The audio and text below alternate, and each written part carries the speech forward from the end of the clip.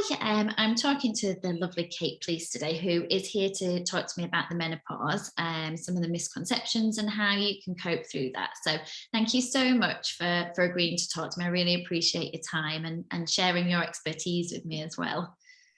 Pleasure, Sarah. Absolute pleasure. Looking forward to it. Yeah, me too. Would you mind just going through kind of a bit of your background and the work you do now, just so people understand what it is that you do and how you support people? Yeah, my name's Kate. I'm a fertility and menopause specialist nurse. I've worked in the area of women's health since I qualified as a nurse. I always knew it was the area I wanted to work in. And my role at the moment is that I support women undergoing fertility treatment, but also women during their menopause journey. So I offer consultations, advice, support, work-based training. So yeah, lots of variety to support ladies. Which is great, and it's really needed. And certainly sort of everything I see at the minute and all the research that I've read is that there's so little support around for people who are going through the menopause. And because GPs I believe aren't given specific training on the menopause, getting diagnosed is quite difficult, but then having the information of how to cope through it, especially in places like workplace, advocating for yourself, how to cope with symptoms. I think it's improving the information that's out there, but I think it's really important that that's there to help people. What do you find is that biggest misconception when people come to see whether they have either been diagnosed with the menopause or they think maybe that's what it is? What do you find is people are saying to you or that they're worried about? I think one of the misconceptions is that it should, my menopause should be the same as your menopause, Sarah. A lot of ladies will say, well, someone I know is, just had one symptom and it was all fine. So why isn't my menopause like that? And actually, it's really important. And one of the things I really like to get across is that the menopause is completely individual. So I could line up 5 ladies, they're all the same age, and I could say to each one of them, what menopause symptoms have you got? What's your journey been for you? And they'll all be completely different. So I think number one is just getting across that it's completely individual. And it's all about how you respond to those hormonal changes. And that the journey can change. We might get one symptom in the beginning, but then we could get another symptom later down the line. So it's preparing ladies to understand what's the physiology, what's happened, and what we can expect as well. Yeah, and those things are completely normal then, I guess. It can be completely different, and it doesn't necessarily mean there's something wrong with you.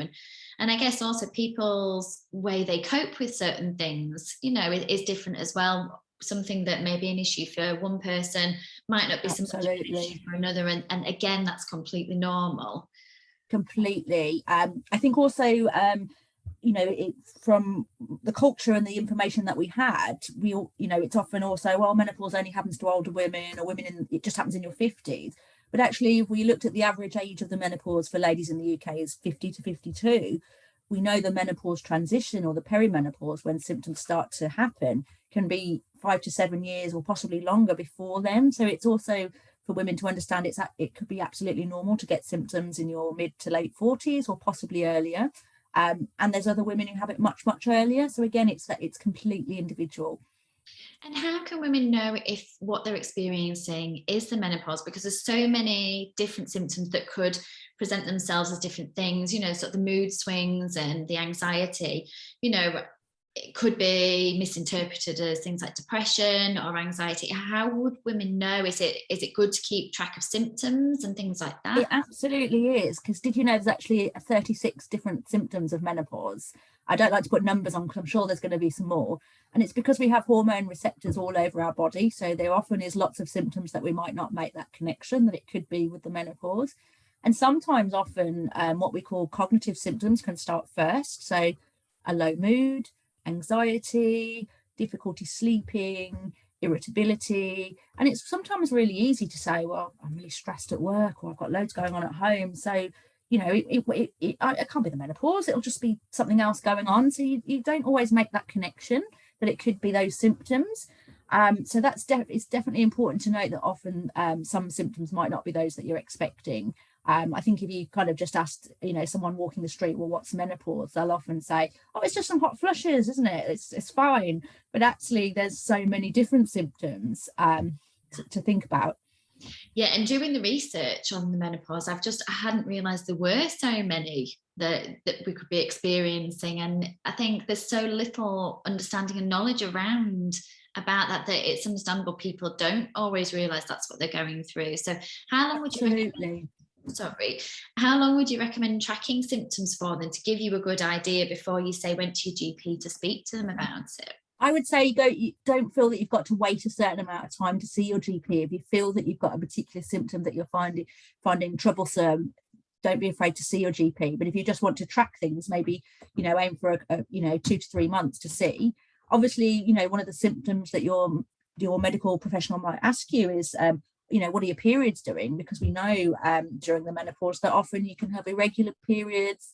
They can be further apart, closer together, heavier, lighter. And that's kind of the way to sort of mark where you are in your menopause journey. So you have this period in time where, if we said what's the actual meaning of the word menopause, it basically means 12 months and 1 day without any periods. So that sounds really easy and simple. So you think, oh, I'll just tick off a year and another day and poof, I've done it, I'm menopausal. But actually it's not as straightforward as that, because we're people, we're not machines. So actually we can be having symptoms and still be having regular periods, or we could be having irregular periods. And it's actually important to treat those symptoms when you feel you need it, not when and don't think I've got to wait for 12 months and my periods to stop. It's absolutely okay to go to your GP before then, or to think about treatment options at any point in the journey. And you've mentioned about treatment there. There has been previously a lot of misconception around HRT and things. And again, I've done a lot of research and about the benefits of it and things like that, about, because it is a deficiency, every other deficiency we have in our body would be treated. Yeah, so diabetes, absolutely. thyroid, things like that would be treated. So kind of, what are your thoughts on HRT and patients that you speak to? What are their thoughts on it as well? Does it, are they open? I like you say, I respect patient choice and individuality. I completely agree with you. When we look at HRT, hormone replacement therapy, we think, what does it do? I kind of explain, it's like an umbrella. You put up your umbrella and it helps to replace or top up all the hormones that you're no longer, your ovaries are no longer producing. So exactly that, we're topping up or replacing them. I think a lot of people have been very worried over in recent years when we've had all of the information in the media about HRT and the risk of breast cancer. But there's really good evidence to say that the studies that were highlighted in the media have now been defunct, that they looked at older women going through the menopause, they looked at older forms of HRT, which we knew were more increased risk, and they didn't factor in some really important parts of lifestyle. And there's if anyone wants just to see a picture speaks 1,000 words, I'm always saying it. If anyone wants to see a really powerful image, just go to or just Google HRT and menopause risks, or on the BMS website, there's a fantastic image with the lines of people where they use the different lines of people to explain the risk. And I often use that in my talks. I just put it up and say, have a look. And, it's the same risk as if you took the oral contraceptive pill, which, think of how many women over the years have taken that.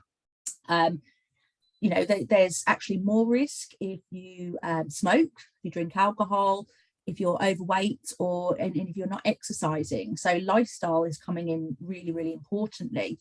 But it helps women to see that, see that in front of them and make that decision. And using those newer, safer forms of HRT, those body identical HRT through the skin, or micronized progesterone. There's loads of different options that are so much safer, and it gives women the choice. Which is great. And I think if they speak to, a specialist in the menopause and a specialist in HRT, then it's good to be able to get that information, change those misconceptions around them. What other things? Oh, sorry, were you going to say something? I was going to say, I'm just thinking of some of the comments ladies will say. I've had ladies say that I'll say, oh, how's it going now you've started the HRT? And often there is that initial teething period where your body's adjusting, but often they'll say, oh, it's brilliant, it's life-changing. I went out of my lunch break, picked up a sandwich, was talking to a lady in the garage, just came up, oh, it's brilliant, fantastic, it's life-changing. So, or it really worked for me, I feel better, I'm sleeping. It just helps women to have control of their lives again. Yeah, and I think maybe there's a lot of work to be done around promoting the safety of it. And obviously everybody's individual medical situation and ability to take it, I guess it is completely absolutely has to be prescribed by their own GP. But I think there obviously needs to be more work done to kind of discount some of the older research there, so that more people understand the benefits of it and can actually benefit themselves. Yeah, most definitely. You know, a popular misconception is I saw a lady recently and I said, oh, you seem really worried. What is it you're worried about? Well, I'm 52 and I need to stop my HRT at 55. And I was kind of like, sorry? And, you know, it's getting that misconception that actually the guidelines have now changed, and they've changed some time ago. And it's really clear there's no age limit on starting or stopping. So as a woman, you're the patient. You're able to be in control of what you decide to do that's right for you. Yeah, and we were speaking about this before, but it shouldn't just be a case that now we have to feel like we have to just cope through it and that there's nothing we Absolutely. can do. There are things we can do. What other things are there that women could do then, sort of aside from the HRT? Are there lifestyle things that they could?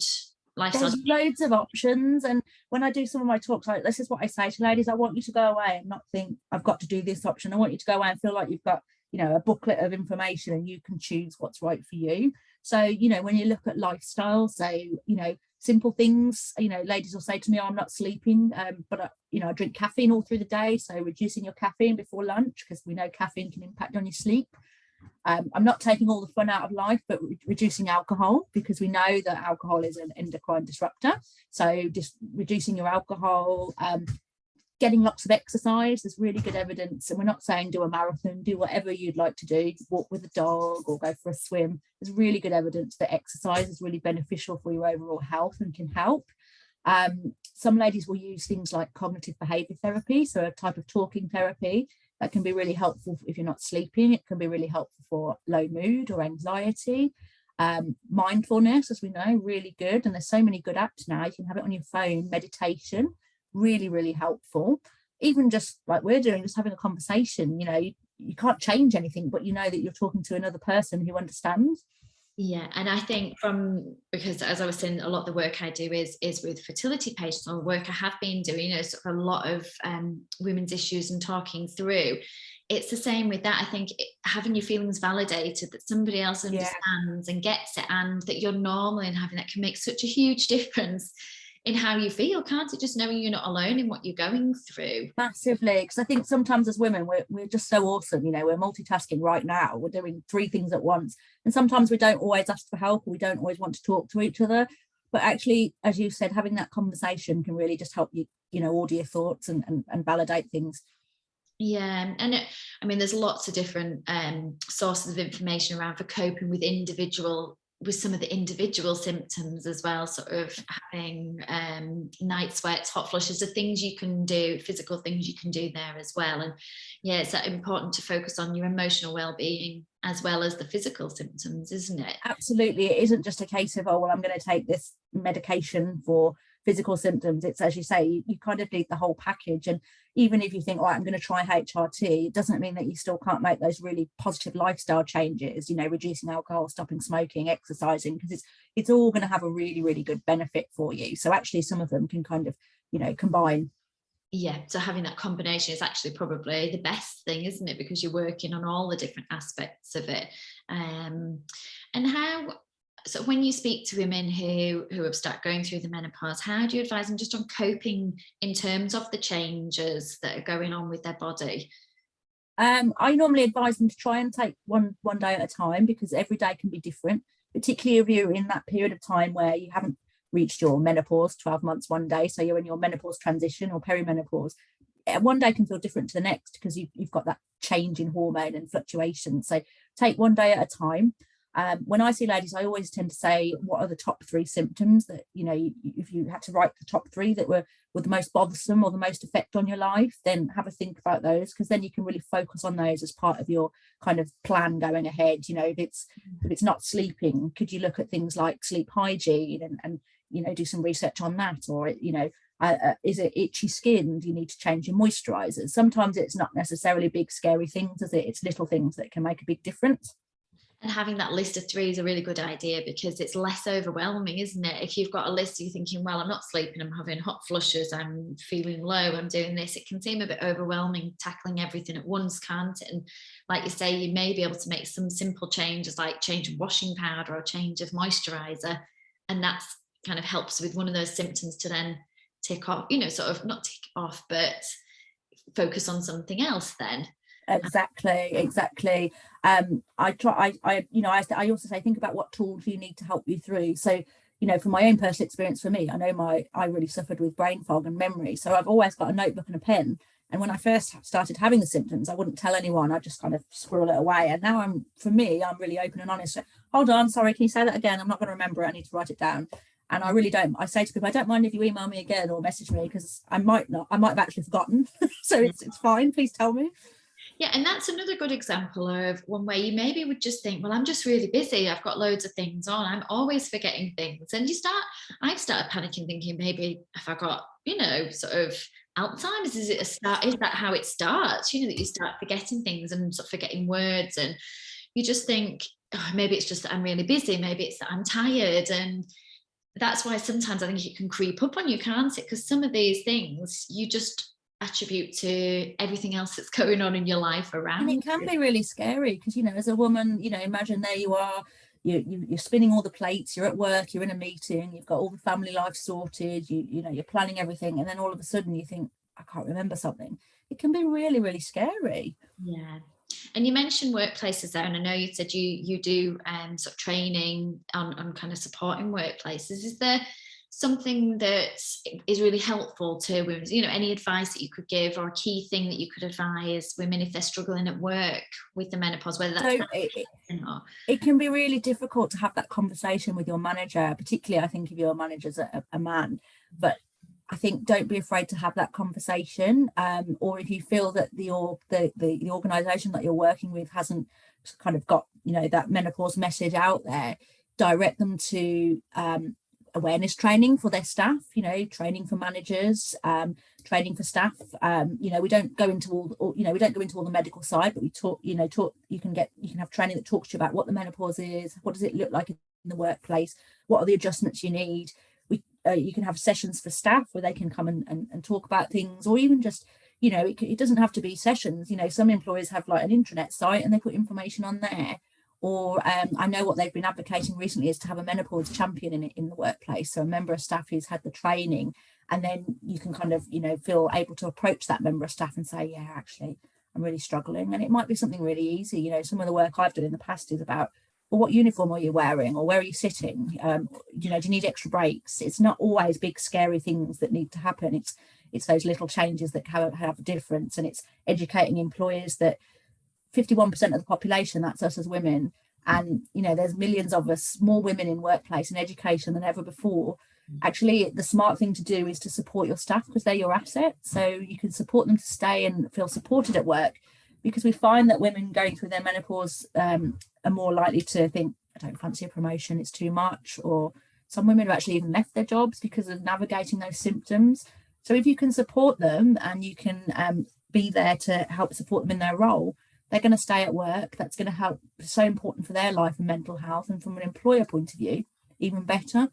Yeah, you're keeping your trained staff, aren't you? And yeah, from so many different angles, it's an important thing for employers to be doing, just from a well-being point of view of your staff. And the chances are in your workplace, you're not the only one that's going through it. Absolutely. The population do. And also, I know it's a bit scary thinking sometimes, I've got to talk to men about it, but men need to know just as much as women, because they could have a partner going through menopause, a family member, a friend, an employee.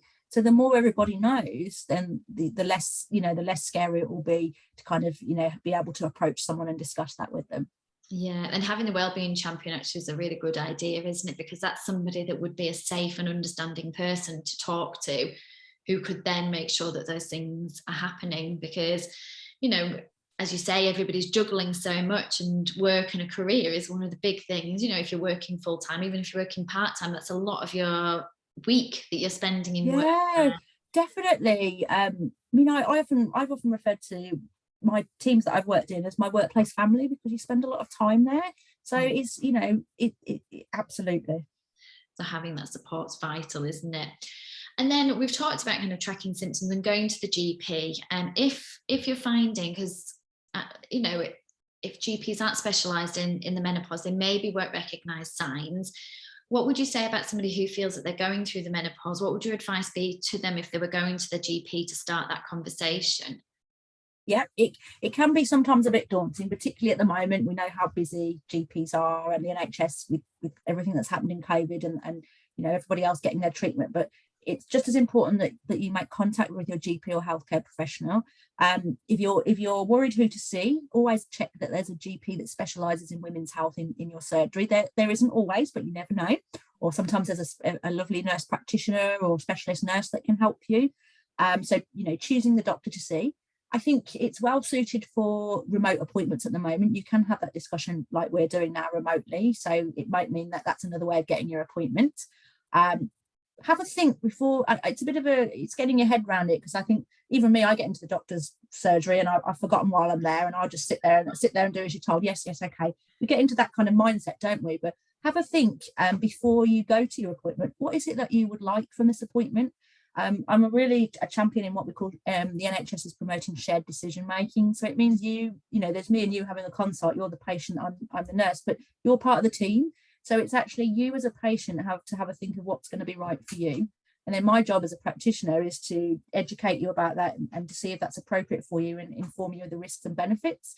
So think, what is it that you're looking for? Is it HRT? Is it a particular medication for a symptom? Do you need a referral for cognitive behaviour therapy? Do you want to talk about lifestyle changes? So have a think what it is that you feel would be right for you before you go in.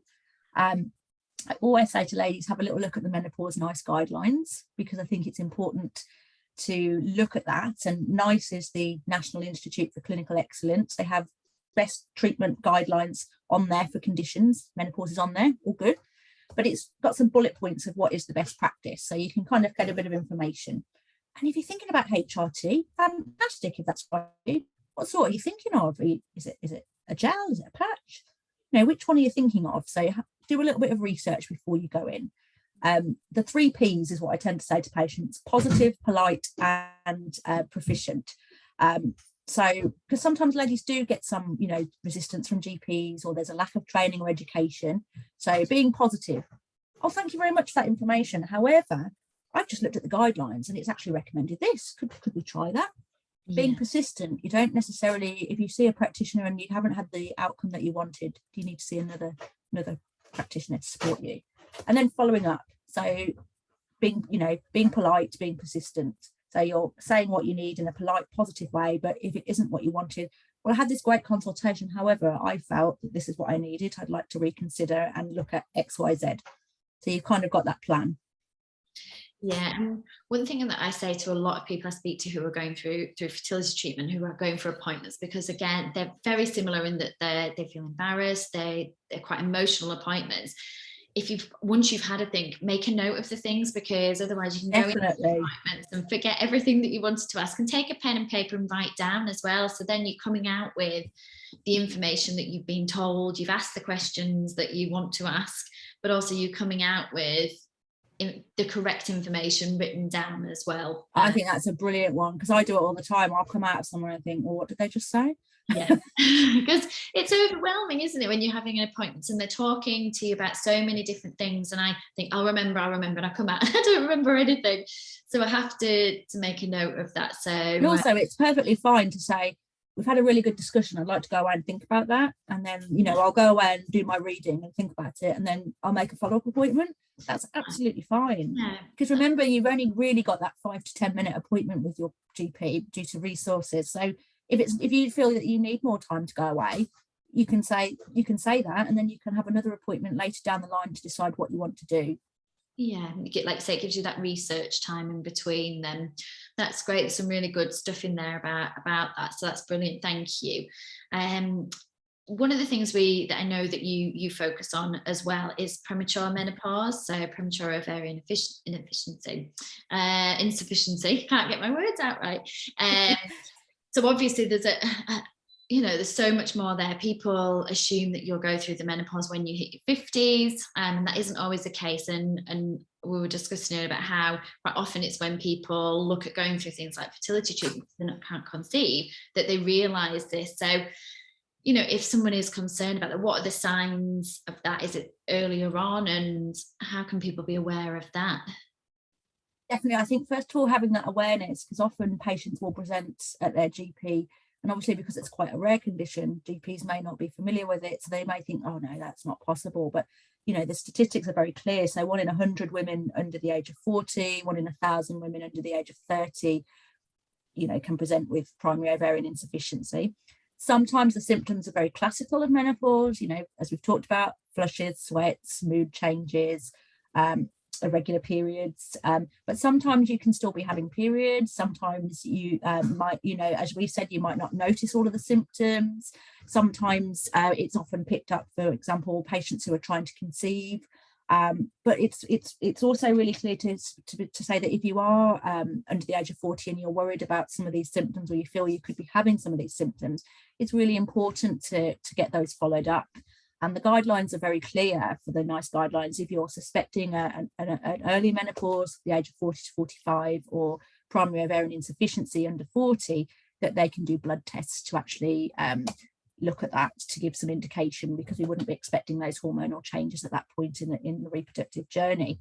So it's actually getting the tests that you need. And most importantly, it's also getting the ongoing support and support that you need post-diagnosis.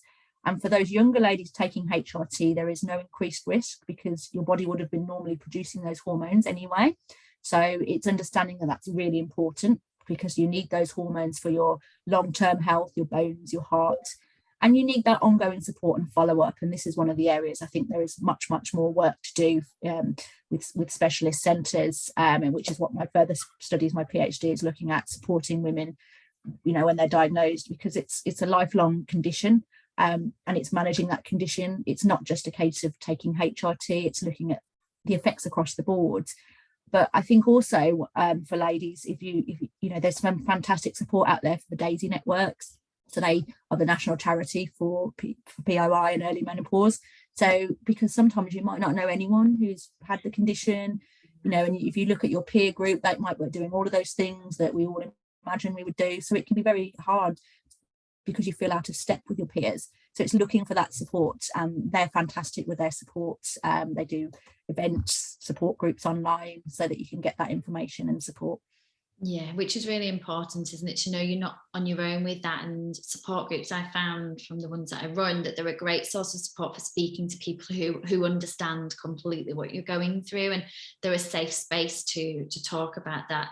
So I guess what you were talking about, those 3 Ps, is really important for those who are experiencing early menopause, because I suppose you probably have to advocate even more for yourself if you know something isn't right. If Absolutely. it happens older and that it isn't your menopause, it's even more important to, if you still feel something isn't right, to persist with getting that diagnosis. Absolutely, no, definitely. And it can be really scary trying to advocate when you're not feeling well yourself, or you're unsure of what's going on. But even just seeing, the most simplest things you can do is, okay, I'd like to see someone else, or I'd like to see a specialist, a gynecologist. So it's just knowing that just because you've had that one initial consultation, that isn't necessarily that the door's closed. It's looking at the right options for you and where you go next. Yeah, so if they had gone to the GP and they found there isn't really anybody else in their GP surgery that they feel would be able, they're still not happy with that, can they find menopause specialists, say through the DAISY network, yourself, places like that where there are menopause specialists? So your GP can refer you into the NHS, into secondary care, which is the hospital. So that can be a menopause specialist clinic, although unfortunately there are not that many on the NHS. There definitely should be more, and we know that there should be, but we are where we are. So yes, a specialist menopause clinic or a gynecologist. And there are actually specialists. There's Nick Panny at Chelsea and Westminster, so he specialises in POI, for example. So there are specialist centres in the UK. They're just unfortunately few and far between. But yeah, that's always the first point of call, because if you're your GP is kind of the gatekeeper of those services, and rightly so. It's their responsibility to then say, right, where do we need to go next? Where do we need to refer you to? And yeah, the dating network's got lots of information. And I'd say the same also for ladies who are going through menopause at that more expected age, because I'll often see ladies and they'll say, oh, my GP has said no for this, or not sure about that. And that's fine, because GPs are generalists. They specialise in everything, so they might not know all the ins and outs of a speciality. But what you need to do is find someone that does. So again, a menopause specialist, a gynecologist. There's also always the option of going privately, but obviously that's patient individual choice. There's some fantastic private clinic options, but again, that's down to patient's individual choice and finances. Yeah. Oh, brilliant. Thank you. So how could people get support from you then, if they wanted to speak to you, if they wanted to contact you about coming into a workplace? Are there ways they can follow you and get support? Absolutely. I'm just getting the hang of social media. It's been 2 years. You think I would have been on it now, wouldn't you? But they don't teach you social media to be a nurse. But I'm on Instagram at Conceivable Fertility Support, and I also run another account with one of my friends who is also a nurse, called the Menopause Nurses, so you can find me at either of those. If you look on my Instagram, it's got my website, which is Conceivable Fertility and Menopause Support, but it's just Conceivable Fertility Support for a website. See, I'm not very good at promoting. I have got a Facebook page, and I am on Twitter, but I'm not going to lie, I have no idea what I'm doing on Twitter. So the best place to find me is actually on Instagram. I'm focusing on one, because I've got that typical brain fog. I'm focusing on one thing at a time. So yeah, please find me on Instagram, message me, or you can see my website there. Yeah, fantastic. Very happy to hear from you if you're looking for support. I tried to put different posts on there and information. So yeah. Oh, thank you. And just as a final thought, what was the one thing that you would say to somebody who is either, sort of thinks they're going through the menopause or know they are? What's the one thing, the most important thing you would say to them in terms of being able to cope? Is there one thing that I would first of all say, really from my own personal experience, sometimes you think that you're on your own, and you're definitely not. There's lots of support out there. So number one, you're not on your own. Number two, seek some support, and whatever that looks like for you. Is it talking to a friend? Is it talking to your partner? Is it finding a support group online? Is it researching? And always think to yourself, there's always options to manage your reproductive journey, whether that's lifestyle changes, medication, HRT, supplements. There's lots of choice, and it's about the right choice for you. Yeah. Oh, that's brilliant. Thank you so much. It's been really helpful. I've learned a lot as well, but I know it'd be really helpful to people. So thank you very much for your time, and really lovely to chat to you as well. Lovely to chat to you, Sarah. Thank you. Bye.